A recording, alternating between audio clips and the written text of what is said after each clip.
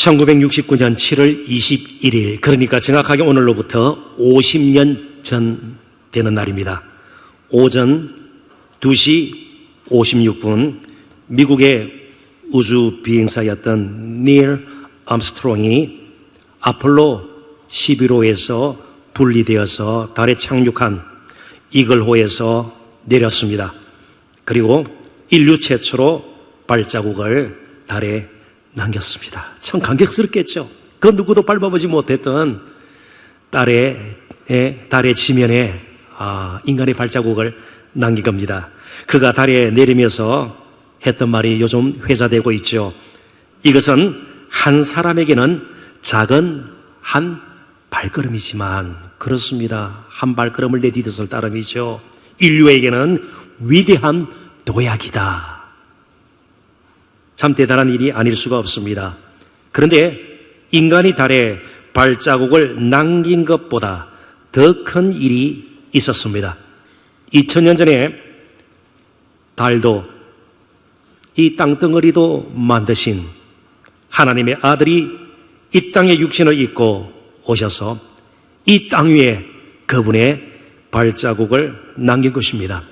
요한복음 1장 14절에서 사도 요한은 그분의 오심을 이렇게 고백하고 있습니다. 말씀이 육신이 되어 우리 가운데 거하심에, 여기 거하심이라는 말의 문자적인 의미는 장막을 치다.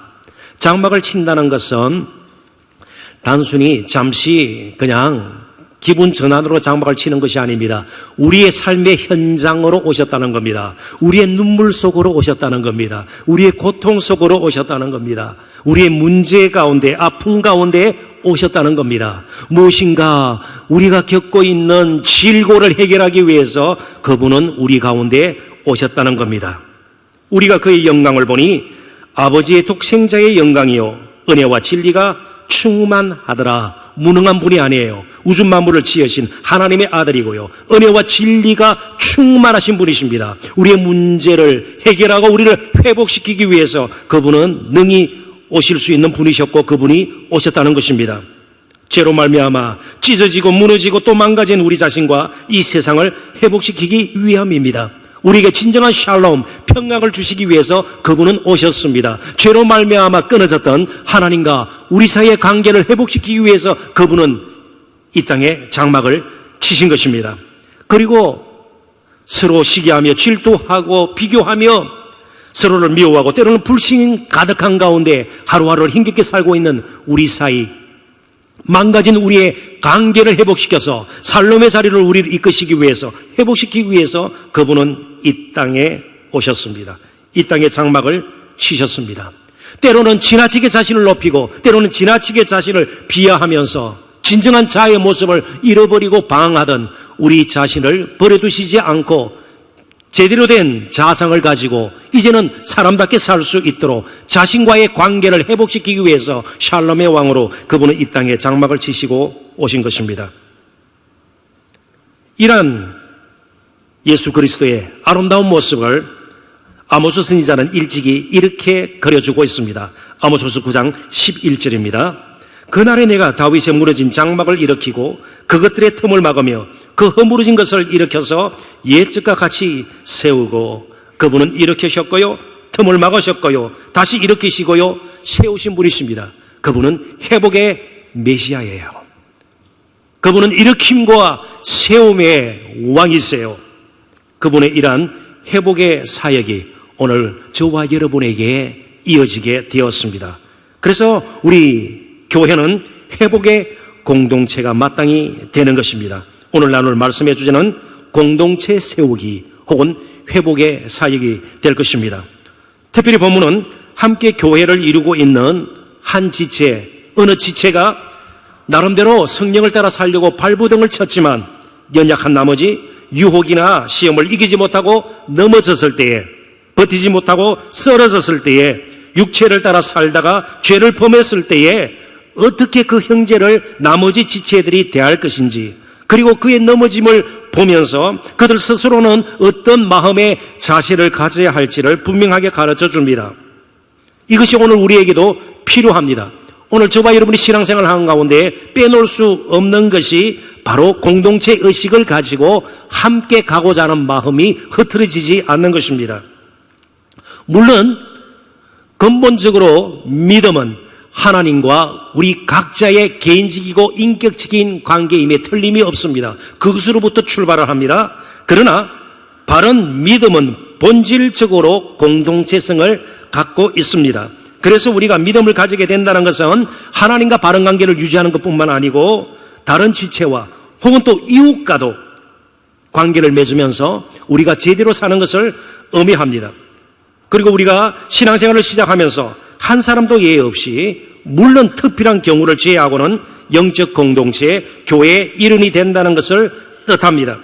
그래서 우리는 예수를 믿게 되면 하나님의 가족이 된다는 표현을 씁니다. 가족은 이미 공동체성을 포함하고 있는 것이죠. 혹은 성도, 거룩한 무리라는 뜻입니다. 각자 있는 것이 아니에요. 우리는 무리로 함께 존재하는 것입니다. 하나님의 백성이 되는 것입니다. 개인적으로 물론 신앙을 지키고 개인적으로 우리가 계속해서 믿음의 길을 가지만 항상 공동체적으로 함께함이 필요하고 그것이 또한 우리의 신앙의 본질이 되어야 된다는 겁니다. 하나님 나라는 말 자체도 그렇습니다. 두 가지의 근본적인 의미가 있죠. 하나는 하나님께서 다스리신다. 어디에 있든 이제는 장소에 관계없이 어떤 건물이 아니라 하나님의 통치가 이루어지는 것이 하나님의 나라입니다. 동시에 저와 여러분이 하나님의 나라입니다. 그의 통치를 받는 우리가 하나님의 나라입니다. 나라라는 말 속에 이미 공동체성이 포함되어 있다는 것을 우리는 결코 잊어서는 안 될 겁니다. 그러니까 저희들이 신앙생활을 하는 가운데 교회에서 여러 가지 사역이 있고 프로그램이 있습니다만은 그 가운데서 가장 필요한 것 중에 하나가 공동체 의식을 가지고 함께 교회를 세워나가는 것입니다. 계속 건강하게 교회를 구성해 나가는 것입니다. 그래서 이제 저와 여러분은 교회 다니는 사람으로 만족하지 않고 우리 자신이 건강한 교회가 되어야 합니다. 우리 자신이 교회가 되어야 합니다.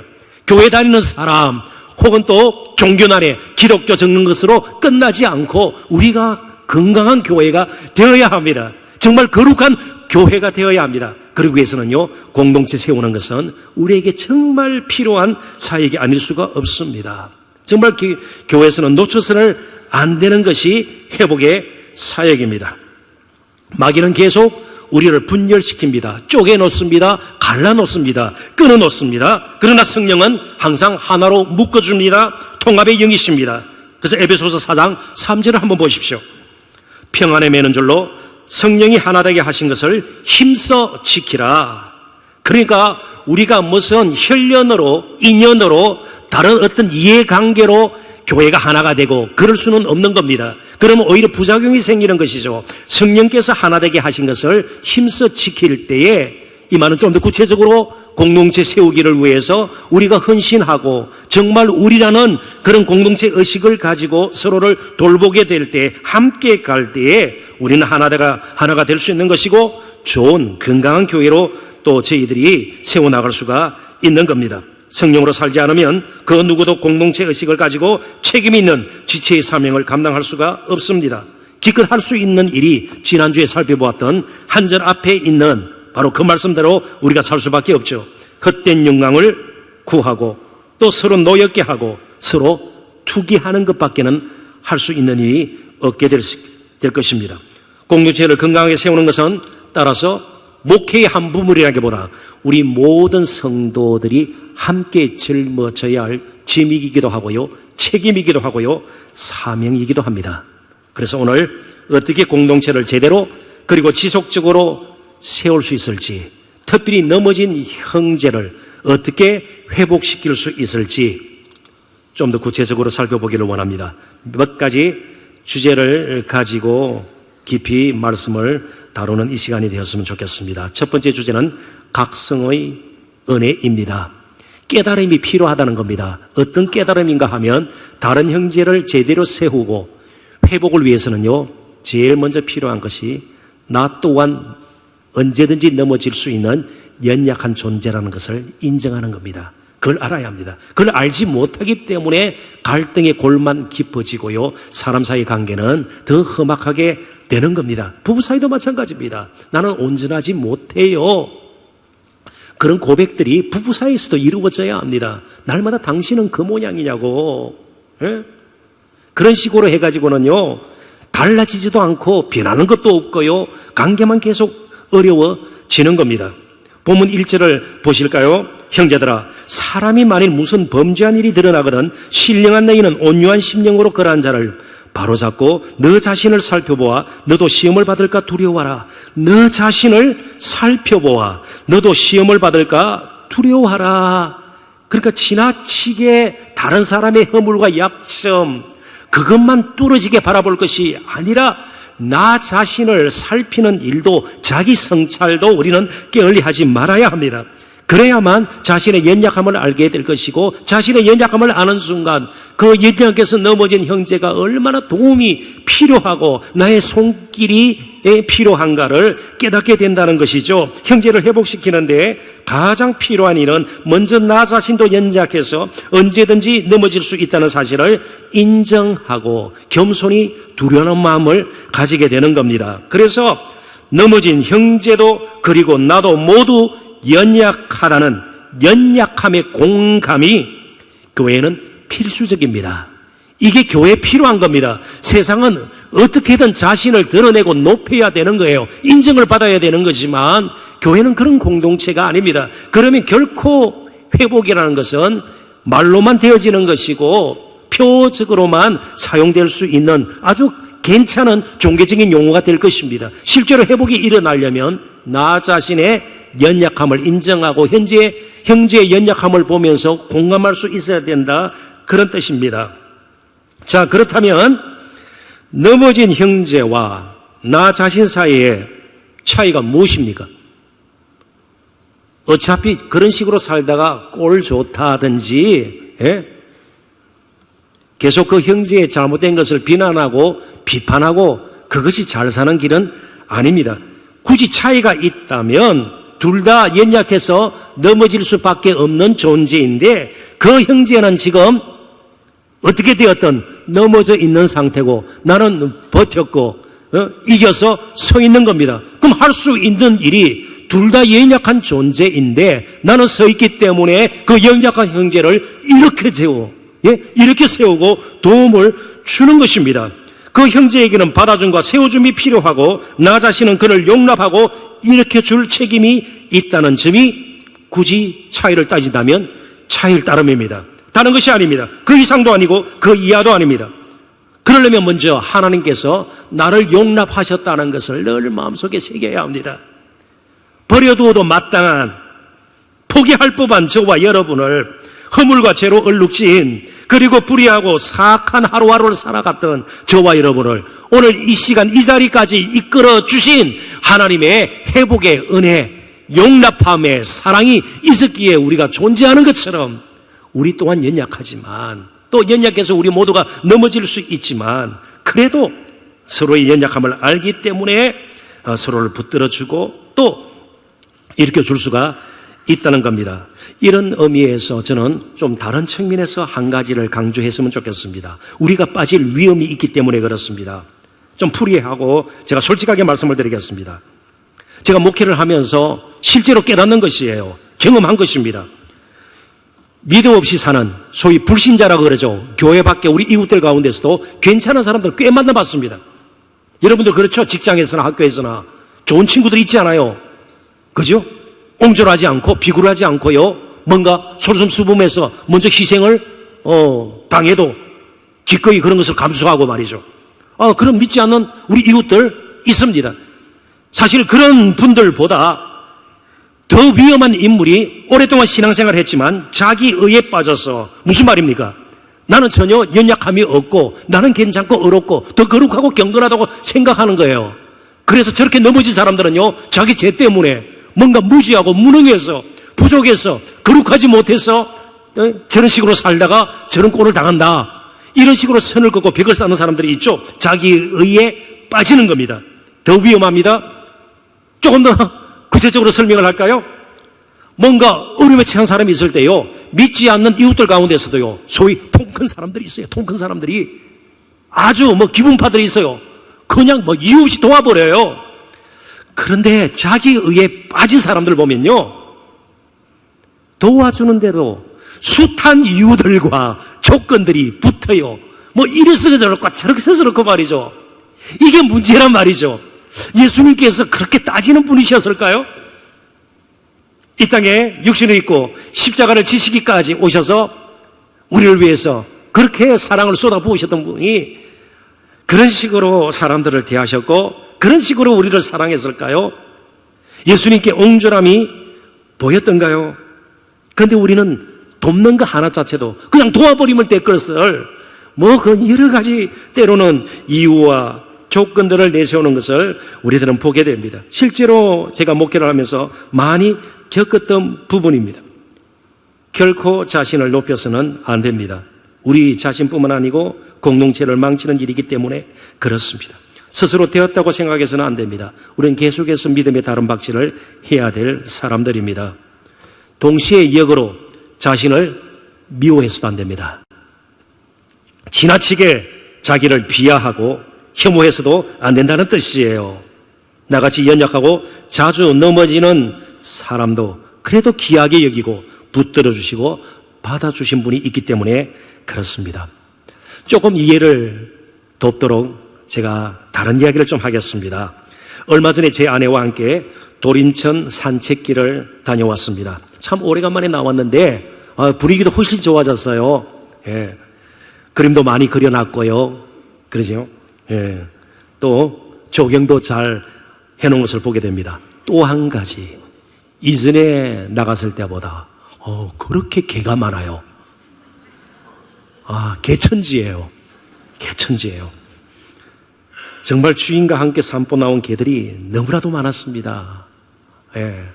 모양도 다르고요, 크기도 다르고요, 얼마나 막 젊은지 몰라요.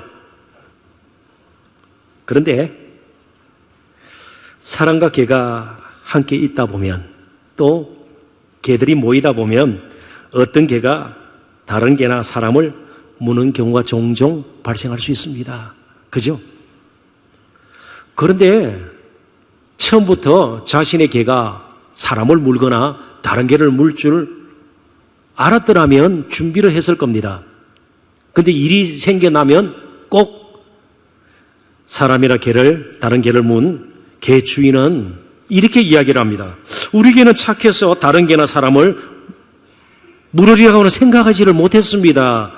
그러니까 자기 개는요, 착하다고 생각하는 거예요. 아주 성품이 좋은 그런 개로 생각을 하는 겁니다. 그래서 다른 개를 문다든지 다른 사람을 무는 것을 도저히 생각을 못했다는 것이죠. 그 생각을 버려야 사고가 생기지 않습니다. 그 생각을 버려야 문제가 생기지 않습니다. 그래서 저는 한 학자의 말을 여러분들에게 좀 인용을 할까 합니다. 이분은 30년 이상 동물 행동학을 전공하고 연구한 분이에요. 그리고 이 분야에서 정말 탁월한 분이시고요, 또 동물 행동학을 계속 가르쳐온 분입니다. 지금은 은퇴를 하셨습니다. 미국 콜로라도 대학의 마크 베커프라는 교수님이에요. 저분은 동물 행동학을 연구했기 때문에 곁에 또 저렇게 귀여운, 그죠?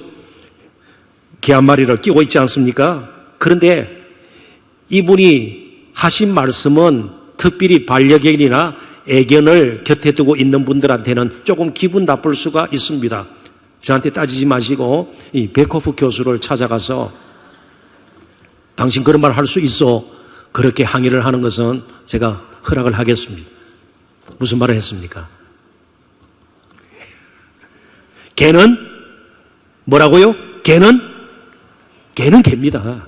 개는 사람이 아니에요. 개는 개다. 개는 있는 그대로 보아야 하며 보고 싶은 대로 보아서는 안 된다. 아무리 사랑스럽고 귀한 나의 반려견, 애견, 정말 가족처럼 그래서 딸이라 부르고 말이죠. 그죠? 유모차에 태워서 다니고 말이죠. 그러지 않아요? 예, 더운데 요즘 조끼까지 입히고 하고 말이죠. 잘못하면 개가 미칩니다. 너무 열을 발산하지 못하면 조끼 조심해야 되는 거예요. 저도 개띠예요. 그러니까 개는 개로 봐야지, 개를 사람의 눈으로 보고 개를 달리 그려서는 안 된다는 겁니다. 사람도 마찬가지예요. 자기 자신을 있는 그대로를 보아야지 자기가 보고 싶은 대로 보아서는 안 됩니다. 그러다 보니까 자꾸 위선이 생기는 겁니다.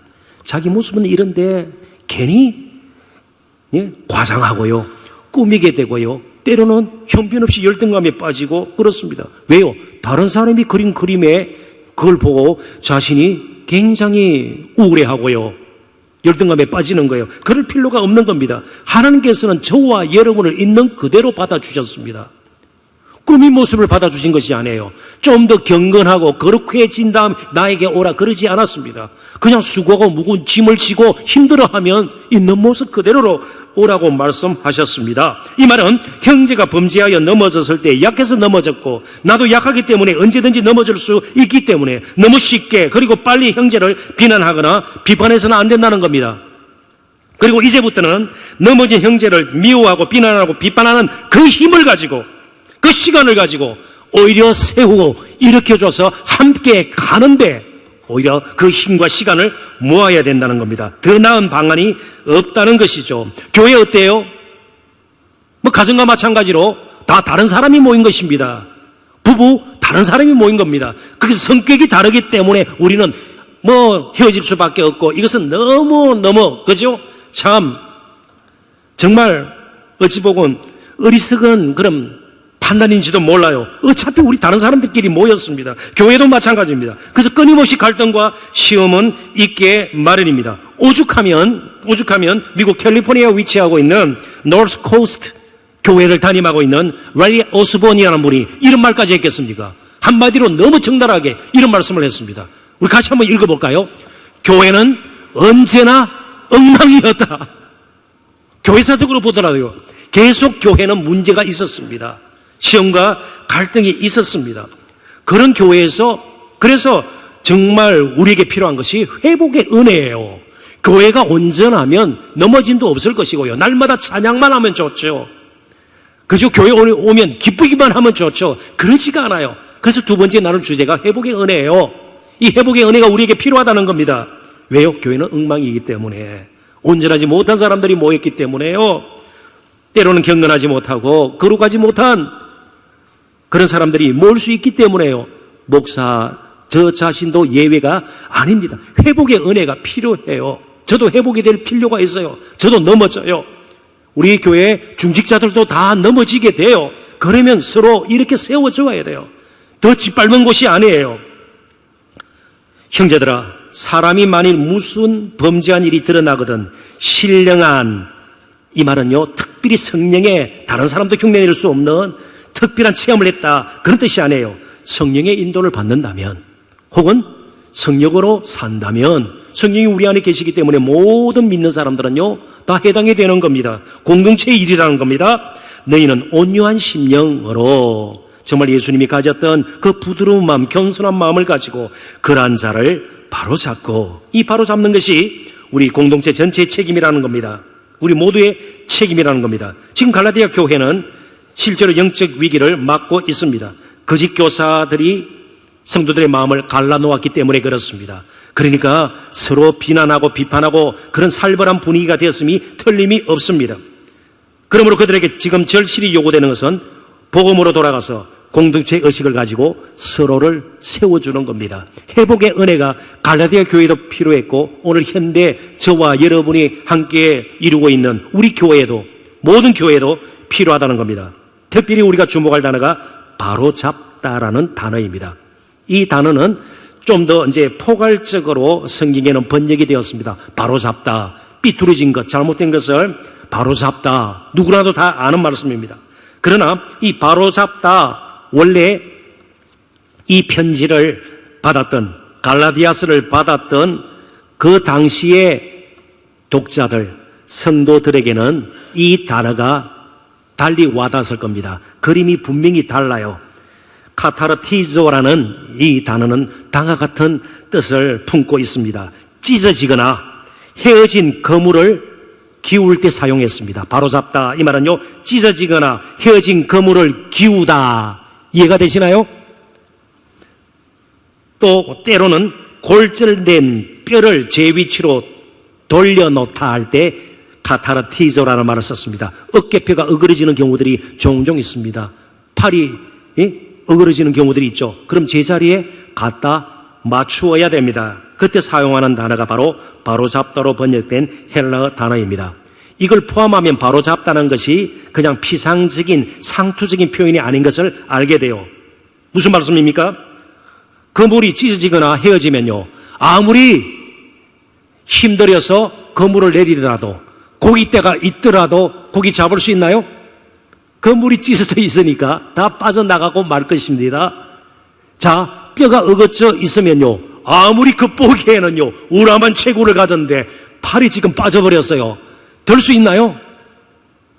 막 복근을 가지고 말이죠, 구릿 빛나는 근육실의 남자라도 뼈가 빠져 있는데, 만약에 그 사람이 군인이라 생각하십시다. 병사라고 생각하십시다. 멋져요. 칼을 들고 말이죠. 그런데 뼈가 빠져 있는데 무슨 방패를 들고 활을 쏠 수 있나요? 이게 안 되는 거예요. 그러니까 바로 잡다는 것은 기능을 상실한 것을 다시 회복시키는 것이에요. 제대로 작동하지 않는 것을 정상적으로 되돌려놓는 것이에요. 역할을 제대로 감당할 수 있도록 도와주어서 정상적으로 그를 세워주는 것이에요. 성도답게 살도록, 정말 사람답게 살도록 시류에 빠질 수도 있고요, 죄책감에 시달릴 수도 있고요, 범죄한 것 때문에 사람과의 관계가 끊어져서 외로움을 겪을 수도 있고요, 그러지 않으면 뭔가 죄를 범해서 실제로 많은 사람들에게 해를 입혀서 따돌림을 당하고요, 어찌할 바를 몰라가지고 굉장히 힘들어할 수도 있는 것이죠. 제대로 살 수 있도록 여러 가지 모양으로 구체적으로 도와주는 겁니다. 이게 바로 잡는 것이에요. 왜 제가 이 부분을 강조하는가 하면, 교회처럼 아름다운 단어들을 정말 구체적으로 실현하지 않는 것도 드물기 때문에 그렇습니다. 좋은 말은 우리가 다 가지고 있어요. 좋은 말들은 다 가지고 있어요. 근데 한 가지라도 뭔가 그것이 실현이 되고 구체화되고 뭔가 흔적이 남고 이런 부분에서는 턱없이 부족함을 저 자신부터 많이 느끼기 때문에 그렇습니다. 만약 교회에 이러한 회복의 은혜가 메마르게 되면 교회는 급속도로 차가워질 수 있습니다. 우리가 기독교회사를 통해서 늘 보아왔듯이 진리의 이름으로 다른 형제를 비판하고 비난하고 또 정죄하는 일을 언제든지 할 수 있기 때문에 그렇습니다. 바로잡다라는 이 헬라 동사가 또 현재형으로 되어 있는 것을 우리는 그냥 넘겨서는 안 될 겁니다. 이 말은요, 지속적으로 계속해야 된다는 뜻이에요. 바로잡는 일은요, 한번 바로잡으면 이제는 다 끝났다가 아니에요. 또 넘어지게 될 겁니다. 또 갈등을 겪게 될 것입니다. 그래서 우리는 계속해서 바로잡는 이 회복의 사역을 우리는 감당해야 되는 겁니다. 조금 더 구체적으로 제가 이런 예를 들어보도록 하겠습니다. 통계청의 자료에 따르면, 물론 뉴스 보도도 되었습니다. 올해 양파 생산량이 1980년 통계 작성이 이루어진 이후 가장 많았다고 그럽니다. 159만 4천여 통이 됐다고 그러는데, 양파가 올해 대풍년이라고 그래요. 그런데 가격 폭락으로 양파를 재배하는 농가들이 어려움을 겪고 있는데, 그러지 않아도 어려움을 겪고 있는데, 양파가 생산량이 올해 너무나도 많은 겁니다. 자, 그렇다면 양파 재배를 하는 농가를 돕는 거 한번 생각해 보십시다. 옆에서 풍년가를 불러드릴까요? 풍년가. 얼씨구 좋다. 풍년가를 부르면서 양파 풍년이네. 잘못하면 뺨 맞을 겁니다. 그죠? 불난 집에 부채질 하나. 혹은 또 돕는다고 이렇게 하면 어떨까요? 양파가 사람 몸에 좋기 때문에 양파 성분을 아주 치밀하게 분석합니다. 꼼꼼하게 분석을 하고요, 양파의 효능에 대해서 설명을 하고요, 양파가 이렇게 좋은 겁니다. 이것으로 거치는 것이 진정으로 돕는 것일까요? 재배 농가 분들에게 정말 돕는 것은요, 당장 뭐 하는 것이 좋아요? 양파를 사 먹는 거예요. 양파를 사 먹는 거예요. 양파를 사 먹은 다음 양파 소비 촉진을 위해서 어떤 방안을 강구할까 동참하기도 하고요, 함께 고민하기도 하고요, 또 직거래 길이 열리도록 말이죠, 어디 이어전도에서 우리가 아까 벌꿀도 뭐 그런 식으로 하는 것처럼, 혹은 또 해외로 수출 어떻게 할까, 판로 확대를 위해서 함께 의견을 모으고 이렇게 해야죠. 제일 먼저는 뭐 해야 됩니까? 양파를 사 먹어야죠. 나 양파 싫어. 그러면서 양파 분석하고요. 근데 교회가 이럴 수가 있다는 겁니다. 치밀하게 분석하고요. 뭐 사회가 이렇고요. 그래서 비판하고 비난하는 것은 누구나 할 수 있어요. 돌을 던지는 것은 누구나 할 수 있어요. 그러나 돌을 맞으면서 품는다는 것은 쉬운 일이 아니에요. 오늘 이런 부분에서 교회가 오래되면 오래될수록 분석에 능할 수가 있어요. 효능 설명하는데 능할 수가 있어요. 그리고는 실제로 구체적으로는 행동이 뒤따르지 않는 경우들이 많다는 말이죠. 넘어진 형제를 향해서도 구체적으로 도와주어야 합니다. 물론 기도가 필수적입니다. 때로는 상담이 필요하고요. 약이 필요한데 그러면 약을 우리가 마련해 주고요. 소개해 주어야죠. 전문적으로 누군가를 만나야 된다면, 의사를 만나야 된다면 소개를 하고 말이죠. 물질적으로 좀 도와줄 가능성이 있다면 물질적으로도 도울 수가 있어야 되죠. 이런 것들이 실제로 초대교회에서는 이루어졌습니다. 그러나 현대교회는 점점 이런 모습들이 없는 거예요. 그래서 회복이라는, 교회 와서 나는 회복되었다, 그런 일들이 점점 우리에게 줄어드는 것, 희귀하게 느껴지는 이유가 뭘까?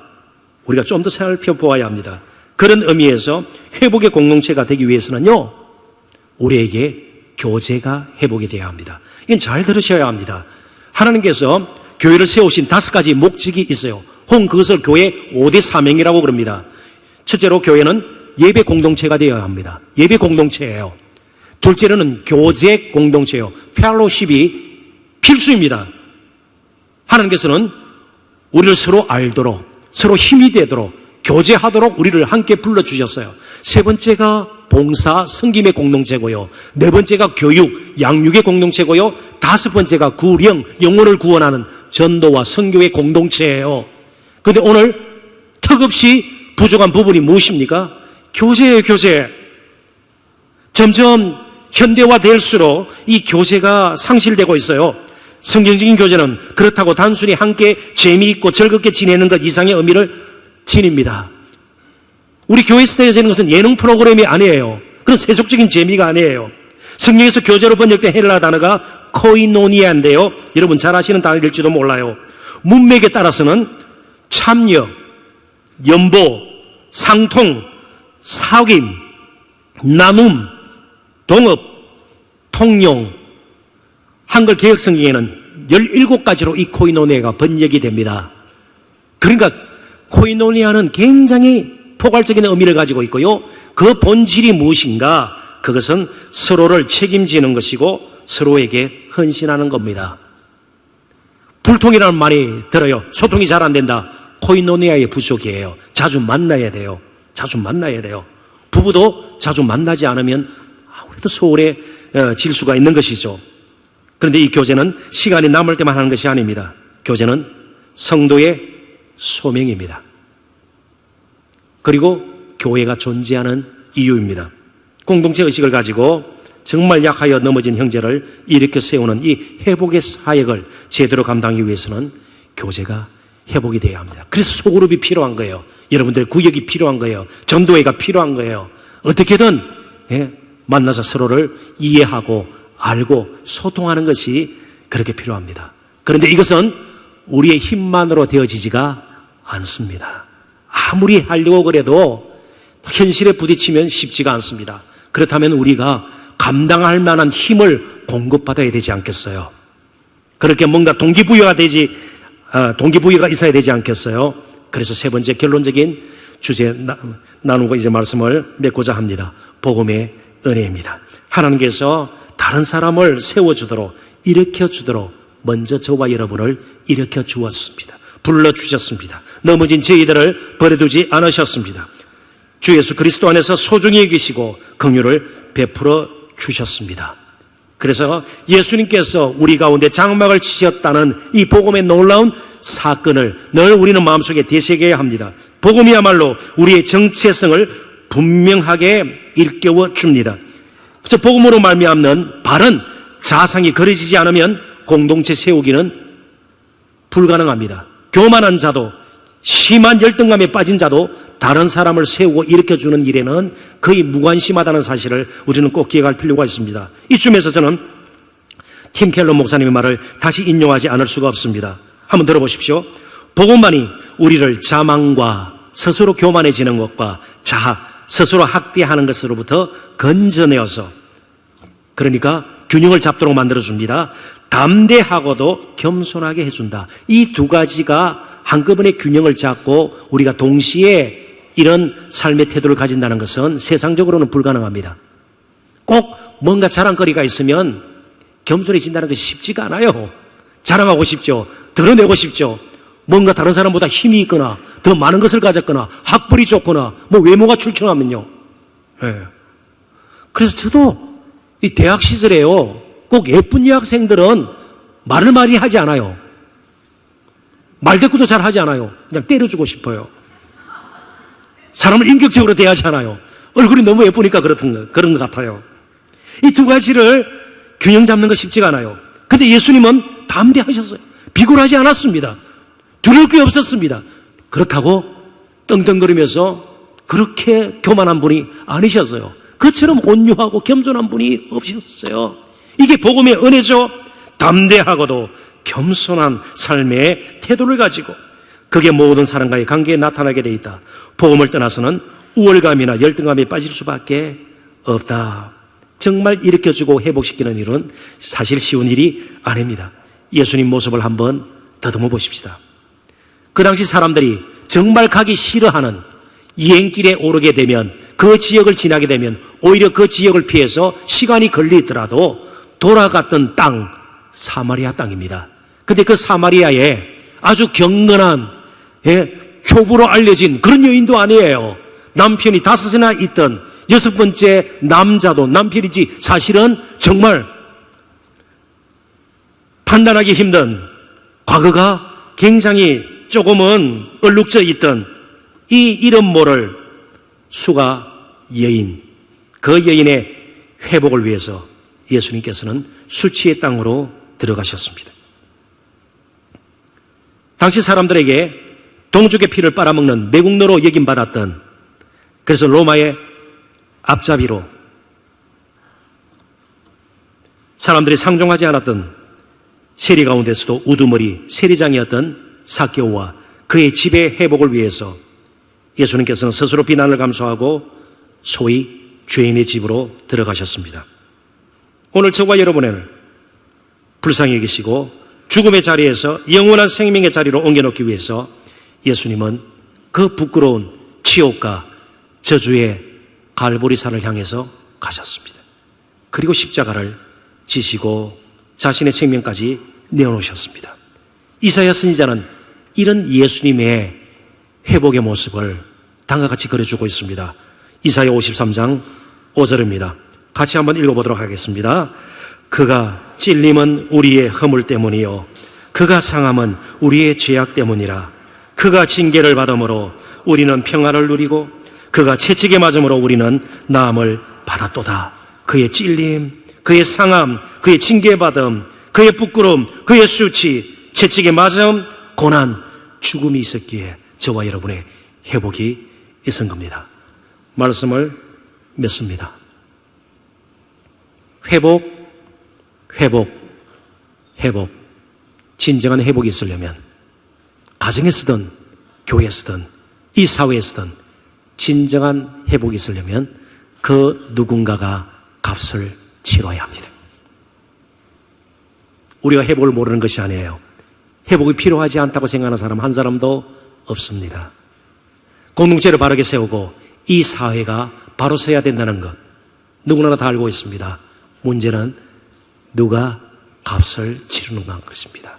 그 값을 치르도록 먼저 예수님께서 십자가의 값을 치르셨고 저와 여러분을 이어서 회복의 사람들로, 회복의 공동체로 부르셔서 각자 십자가를 지고 그분을 따르게 하셨습니다. 누가 과연 값을 치러야 합니까? 이 질문 앞에 한번 고민해 보시는, 그리고 답을 이제 제대로 한번 내보시는 저와 여러분 되시기를 주님의 이름으로 축원합니다. 기도하겠습니다. 하나님 아버지